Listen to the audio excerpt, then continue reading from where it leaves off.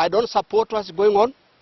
I don't support the political activity going on my farm in Kajiado. That is my property. That is my farm, my land. And that is trespass. My property has been destroyed. My right has been infringed by Samuel Ruto.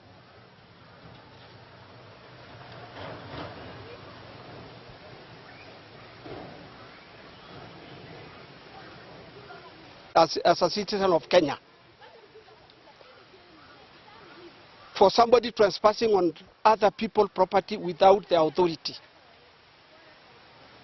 I've made the complaint to the Kajiado Security Committee. We are at Isinya OCPD office. So I want to disassociate myself wholly with what is going on in my farm.